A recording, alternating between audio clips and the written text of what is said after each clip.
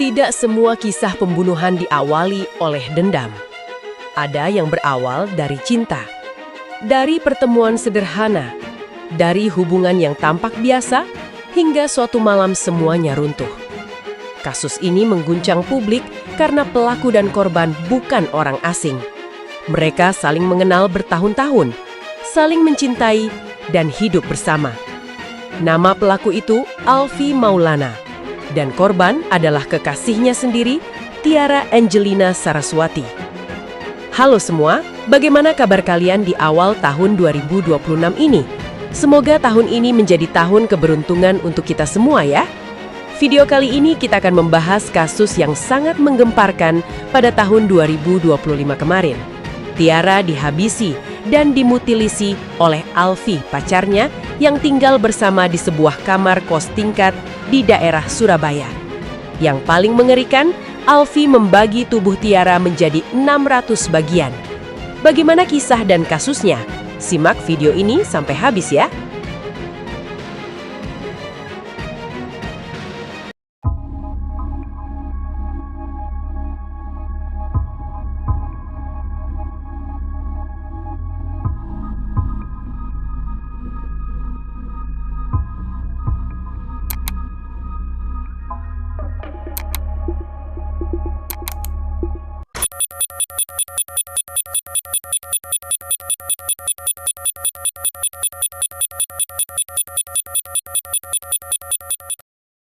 Alfie Maulana dikenal sebagai pria pendiam.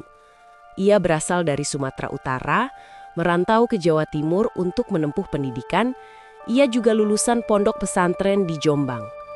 Setelah lulus kuliah, dalam kesehariannya di Surabaya, Alfie bekerja serabutan, termasuk sebagai pengemudi ojek online.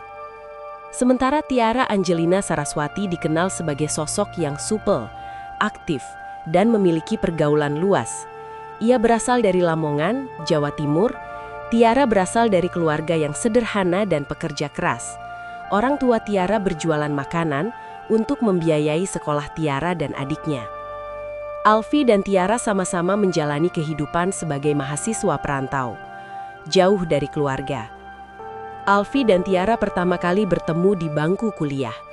Mereka satu kampus di Universitas Trunojoyo Madura. Alfie mengambil jurusan matematika, sementara Tiara kuliah di Prodi Manajemen, satu lingkungan pertemanan. Dari obrolan ringan, menjadi kedekatan, lalu berubah menjadi hubungan asmara. Hubungan ini berlangsung lama, sekitar 4 hingga 5 tahun.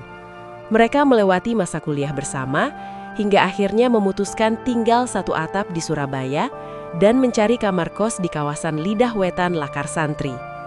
Kepada pemilik kos mereka mengaku telah menikah. Namun saat pemilik kos meminta surat nikah, mereka beralasan surat nikah mereka tertinggal di kampung dan berjanji akan segera menyerahkan kopiannya segera.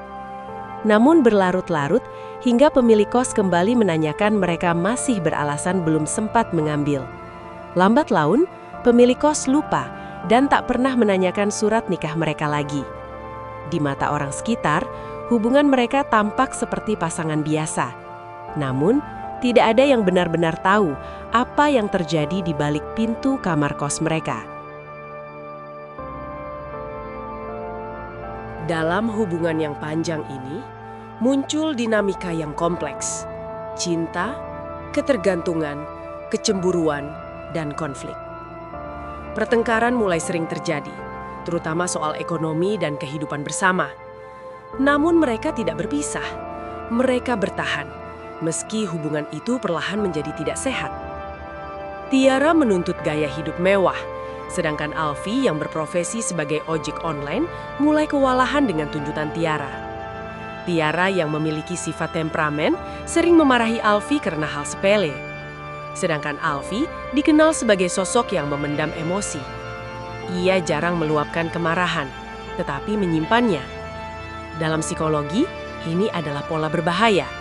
Karena emosi yang dipendam tidak menghilang, ia hanya menunggu waktu untuk meledak.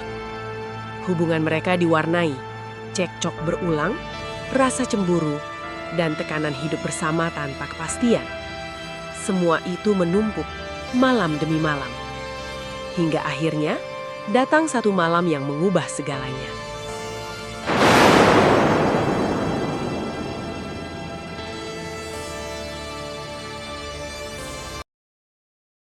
Minggu 31 Agustus 2025. Alfi janji pulang ke rumah pukul 10 malam.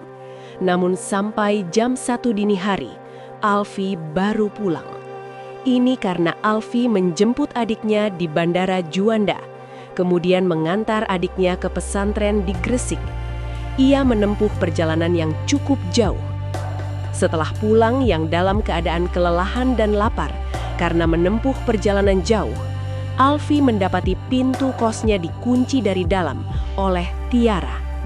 Alfi kemudian mengirim pesan di WA, namun Tiara membalas pesan Alfi dengan kata-kata yang menyakitkan. Hal itu membuat Alfi sakit hati. Setelah menunggu 1 jam kemudian, Tiara membuka pintu kosnya. Alfi masuk ke dalam. Saat Tiara naik ke kamar, Alfi mengambil pisau dapur dan menyusul Tiara, kemudian menusuk leher Tiara hingga Tiara tidak berdaya. Setelah membunuh Tiara, Alfi menunggu sambil berdiri sekitar 5 menit untuk memastikan Tiara benar-benar tak bernafas.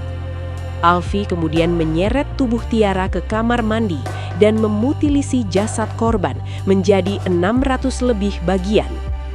Alfi yang ternyata memiliki pengalaman bekerja di jagal hewan, dengan mudahnya ia membelah seluruh tubuh kekasihnya.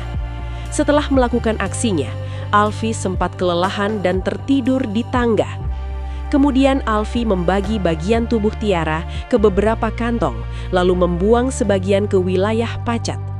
Namun bagian kelapa dan beberapa bagian lainnya dia simpan di lemari kamarnya. Di wilayah Pacet, Alfi menyebar potongan-potongan itu di perkebunan pinggir jalan.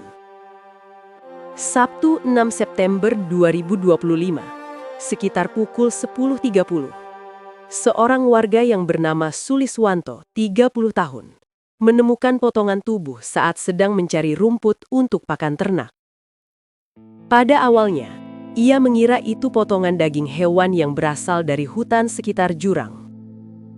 Hingga beberapa meter kemudian, Suliswanto menemukan potongan kaki kiri.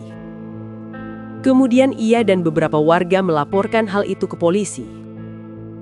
Polisi datang membawa anjing pelacak dan segera mensterilkan TKP. Ditemukan lagi banyak potongan yang tercecer. Potongan telapak kaki kiri dan telapak tangan kanan yang tidak sempat dikuliti oleh Alfi membantu pengungkapan kasus ini. Jaksa penuntut umum mengatakan, Alfi tidak menguliti bagian itu karena capek dan kelelahan. Alfi kemudian ditangkap di kosnya 14 jam setelah temuan tersebut. Karena Alfi yang melawan saat akan ditangkap, petugas terpaksa melumpuhkan dengan timah panas. Petugas polisi juga menggeledah ke dalam kosan. Sesuatu yang mengejutkan pun ditemukan. Alfi masih menyimpan Tiara dan beberapa potongan lain di dalam lemari. Saat itu kondisi kosan tercium bau yang sangat menyengat, tapi Alfi seperti tak terganggu dengan hal itu.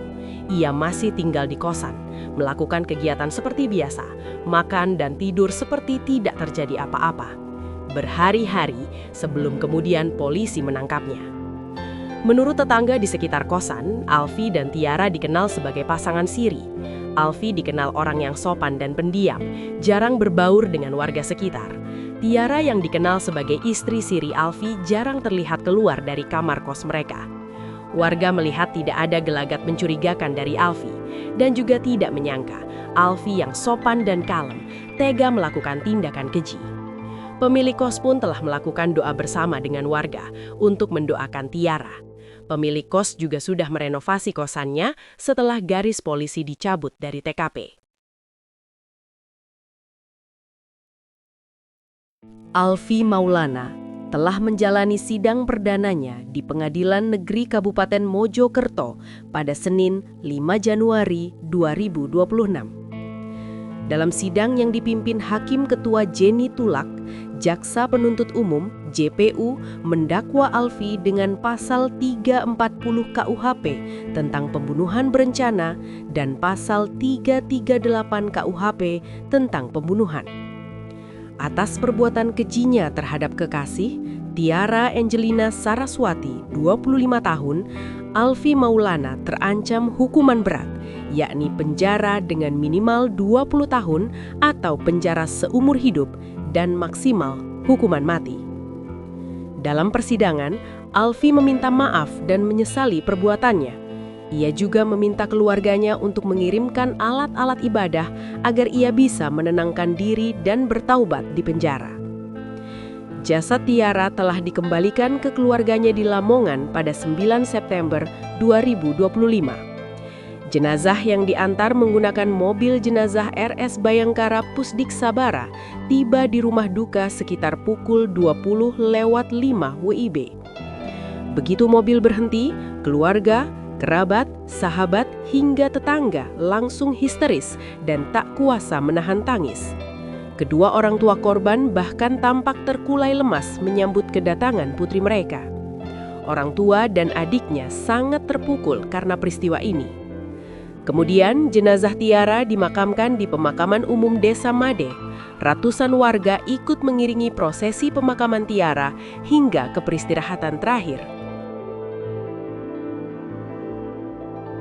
Kasus Alfi dan Tiara menjadi pengingat kelam bahwa hubungan yang tidak sehat, emosi yang dipendam, dan ketidakmampuan mengelola konflik bisa berujung pada tragedi yang tak terbayangkan. Tiara kehilangan nyawanya, keluarga kehilangan anak, dan Alfi harus mempertanggungjawabkan perbuatannya di hadapan hukum. Ketika cinta berubah menjadi kontrol dan emosi dibiarkan tanpa batas, maka tragedi hanya tinggal menunggu waktu. Sampai jumpa di kisah kasus selanjutnya. Jangan lupa like dan subscribe, juga klik tombol lonceng untuk mengetahui update video baru di setiap minggunya. Terima kasih dan sampai jumpa.